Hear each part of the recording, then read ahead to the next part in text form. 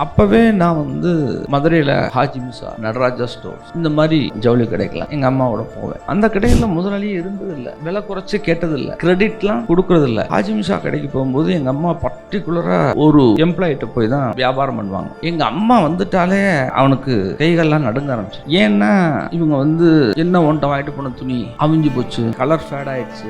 4 தடவை போனாங்கன்னா கண்டிப்பாக ஒரு தடவையாவது அந்த மாதிரி பேசிடுவோம். இதை அவன் எப்படி ஃபேஸ் பண்ணுறதுன்னு அந்த மாதிரி எங்கள் அம்மா கேள்வி கேட்காம ஸ்மூத்தா பிசினஸ் பண்ணா உடனே சந்தோஷமாயிடுவான், ரொம்ப நல்லா கவனிப்பேன், சர்வீஸ்லாம் நல்லா பண்ணுவாரு. இதை நான் சின்ன பிள்ளைலேருந்து எங்க அம்மாவோட போறதுனால அதை நான் கவனிச்சுட்டே இருந்தேன். ஒரு டயத்துல அந்த சேல்ஸ்மேன் அப்படியே டேர்ன் அரவுண்ட் பண்ண. அன்னிலிருந்து எங்க அம்மா அந்த கேள்வியை கேட்கறதே இல்லை. அப்ப ஃபுட்பால்ல டிஃபென்ஸ் பிளான்டா மட்டும் பத்தாது, ஃபார்வர்டு ஏறி அடிக்கணும். இதெல்லாம் அந்த ஹாஜி மிஷா கடையில நடந்த சம்பவத்தை வச்சு நான் கத்துக்கிட்டேன். அவன் என்ன சொன்னான், அம்மா நீங்க வாங்குறீங்க சந்தோஷம் நல்லது, நோ கேரண்டி அப்படின்ட்டு. இது கலர் போகுமா, இது அவிஞ்சு போகுமா, பிரைட்டா இருக்கும், நோ கேரண்டி. அந்த வார்த்தை சொன்னதுக்கு அப்புறம் என்னமோ எங்க அம்மாக்கு இங்கிலீஷ்ல புரிஞ்ச மாதிரி சரி சரின்னு மண்டை ஆட்டிக்கிச்சு. அதுக்கப்புறம் அவன்கிட்ட போய் கேட்கறதே இல்லை.